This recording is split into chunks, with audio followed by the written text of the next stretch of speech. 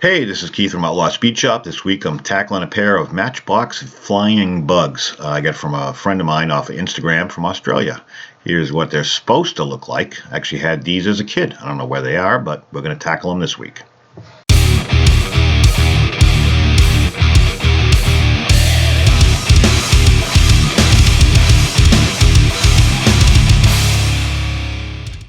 All right, so here is sample number one. This one's pretty well complete. It's got the wheels. It's pretty scratched up. It's seen better days, but it's been well played with, so that's always good. And it's got the rockets in the wing and Colonel Clink in there. The second one, not so much. We're missing one rocket, the entire top of the wing, one wheel. Body's in better shape than the first one, but it's definitely also seen its fair share. I believe he said these were from his dad's collection, so I was kind of psyched because the stuff I'm showing you now on the screen is from a guy called Dave Deal, and he was my inspiration growing up for drawing and artistry and everything else. So I'm looking forward to this. Initially, I planned on using these wheels from this, I don't know, this Hot Wheels Mustang, and the motor from this Volkswagen Bug. These wheels were from Muscle Machines, so I was kind of psyched to get going on this, and the wheels really did a great job to tie the look together in the end. So to really get things started, the drilling and tapping part, to be honest with you, was one of the easier times I've done it. I mean, this just, three turns of the drill and it pretty much popped off.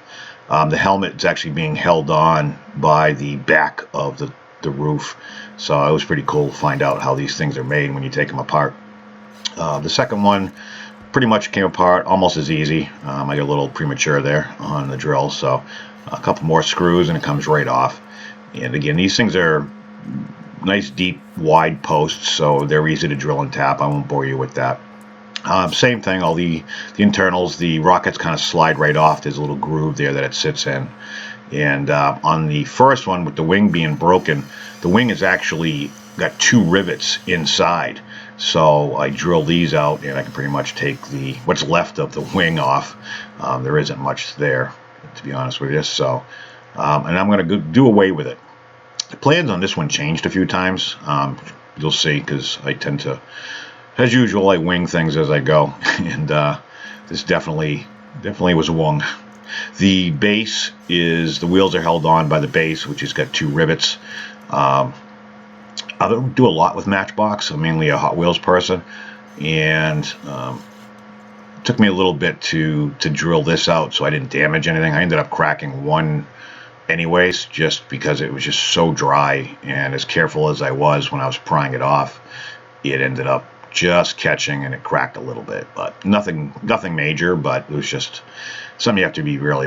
And if you look at the inside of this one, it looks like a battery exploded inside of it. It's really bad. Just try to flick off all the schmegma, and I'm going to use my wire wheel attachment, which I use in every video. I use it for everything. This helps get all the dirt and crap out of it. And at the end, when I'm done stripping a body, I'll use that to get all the paint out of the cracks and crevices and so on and so forth. And believe it or not, these bases, for as bad as they are, they polished up really well. So I got my bucket of juice here with my citrus strip. And these were not easy to strip at all. I wiped them down. I let it sit overnight just because I did this at night. And after round one, nothing really came off. It was a little disappointing, to say the least, but what was good about it is you can see how much came off of that one, but off of this one, you can actually see all the gold underneath that they used to get that candy apple look on these. So that was kind of cool to find, and it became my inspiration for the color I was going to paint that one. So after a second round, I decided to the little bit of paint that was left, I'm just going to strip off with the wire wheel. And this is perfectly safe. Just wear eye protection, because those little needles have a way of finding themselves into your clothes, into your eyes, and they just never seem to go away. So just make sure you wear eye protection. It doesn't hurt like to put it on your hand or anything, but it is something that you have to be mindful of, and always wear eye protection, no matter what, even if you think it's kind of silly. Your eyes are important, especially if you plan on doing any kind of customizing, even though it looks like half the time I do it with my eyes closed. But the areas that were real rough on both of these were like the fenders, all the raised areas. So I'm actually hitting it with some 360 grit, and then I'll go back over it with a couple finer grits just to smooth it out.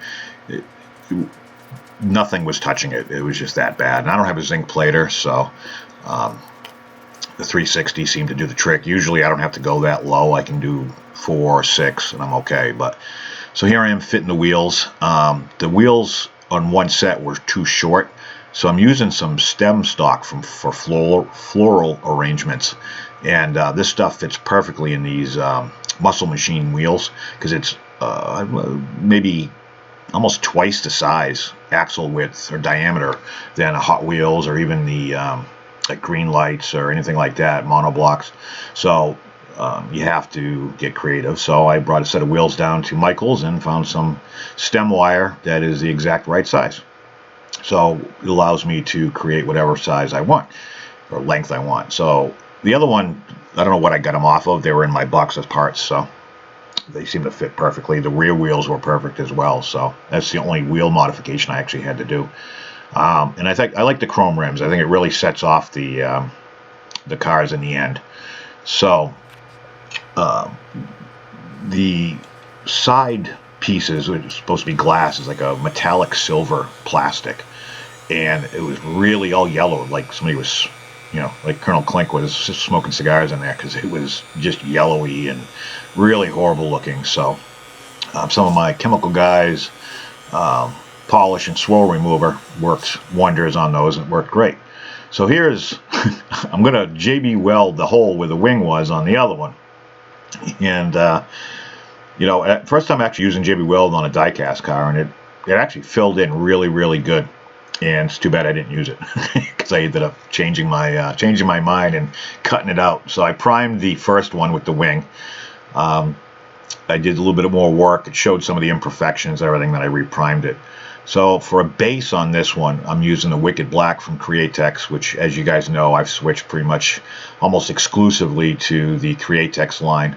So I'm mixing about maybe 10-15% of the 4012 reducer with the Wicked Black, and I've gotten better painting this stuff.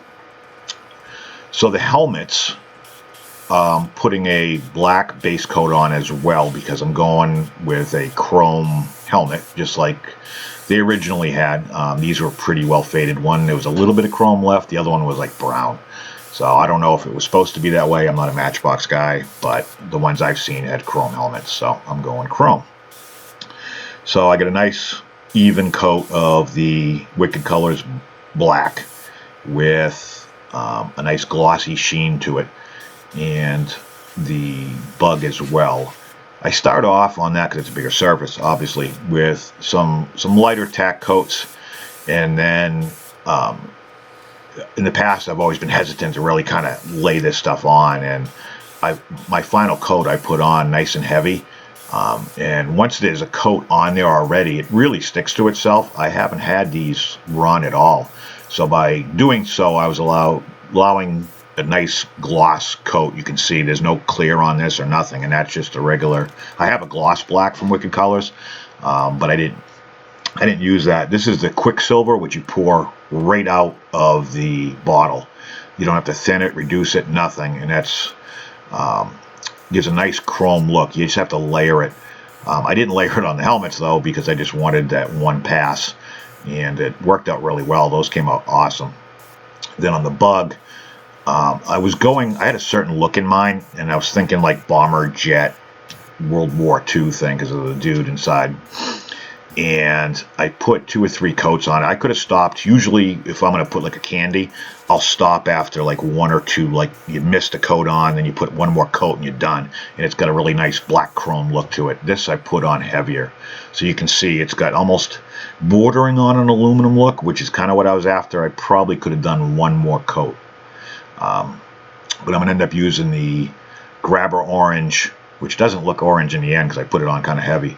the Grabber Orange Candy with the 4030 mix, and then the 4012 reducer. The balancing clear helps with the candies.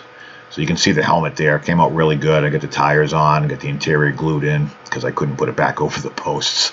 I just really, again, I don't do Matchbox a lot. I love the design. I'm just not very good at it. I painted the rockets as well. They were already a gray plastic, but I wanted a little bit more of a silvery look to it. That's the cleaned up windshield. Came out really good with the polish. So with the candies, I've gotten better over the, if you watch my last few videos, I've gotten better at it. The balancing clear is a 40% mixture. You can go up to 50, I guess. I try to keep it around 40. Where I'm painting, it's not humid or anything, not right now anyways. And after I mix it, I'll add about 5 to 10%. I think I only put 5 in this time. I didn't record the first pass. Something happened with my camera, but I missed it on a light coat on the front because I wanted to do like a fade, like this thing was coming in and dive bombing and the front end was on fire, and I don't know, I'm just making crap up, but I ended up putting on right there, it looks orange, and when I painted on the backboard you can see it's orange. I put it on pretty heavy as far as coats went. I think I put 4 coats on, and that gave it a little bit more of a red. I was kind of experimenting. I was kind of hoping to fade it out a little bit more, but with any candy, the more you put it on, the darker it gets. So it's orange on the certain light, but if you look at it under the camera, it's actually red. So, but it is the Grabber Orange Candy 2.0 color from Createx. So again, I put it on a little bit heavier because I wanted to fade it from the nose back up to about the door, and it's hard to do to get the right mist and the right blend, but I think I did a pretty good job. It came out good. I'm happy with it anyways. I probably could have got by with one less pass to make it a little bit more orangey, but it is what it is. So with the second bug, the one without the wing, I was afraid some of the interior might have been visible. So I end up painting the base after, but I start off by detailing Colonel Klink. Actually looks like a cross between Colonel Klink and Peter Griffith from Family Guy. But I paint his mustache, his eyebrows. He's got like a monocle, so like the Monopoly guy. So I paint that silver, and then I'll paint his one visible eye blue. Not sure why I picked blue, but I could have gone green, I guess. But I got blue eyes, so I went with blue. So here I am doing the monocles and a little bit of fine details. So the motor, I'm going to end up doing in a few minutes. I take the Null oil from Citadel Paints, and I'm just kind of weathering a little bit around the ends of the turbines on these jets, and just kind of gives a little bit of a weathered look. So here's the other bug, and if you'll notice, I cut the entire roof off.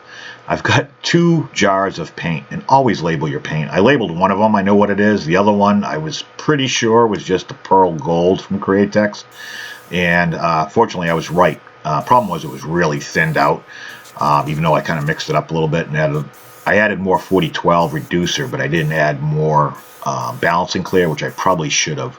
So it went on really thin and wet. You can kind of see it there, and I'm barely putting it on. So I was getting a little worried here at this point, but I was able to pull something out of my butt here and get a decent paint job out of it. But it was strictly the pearl. The other one, turns out, was the metallic, and I'm glad I didn't paint that. So I think I put 3 or 4 coats on this. Love the way the pearl lays down. And I say it's pearl, but it's more of a gold, and you don't see the pearl aspect until you put like a heavy clear on it, and I'm not doing that with this. I end up putting a matte clear on it because I was after a certain look. So the motor, I take the exhaust and drill out a little bit of a hole to add a little bit of depth to it, and then I'm going to also add some of that Null oil to it from Citadel. It's just a wash, and it sits in the recesses and adds a little bit of character to the motor. And I do a few more details on it as well. So here's me detailing the base. Again, I was kind of worried with the motor and the wide open roof like that you were going to see some of that pale peach color that the base is. So I'm adding a little red wash as well. I don't remember the name, to be honest with you, around the exhaust aspect of the jetpack. So just again, little details all add up, and I'm just trying to add what I can where I can. Like here, I'm adding some gold to the carburetors and a little gold trim around the motor because I figured it was going to match the color of the car. So in the end, again, all these little details really add up. So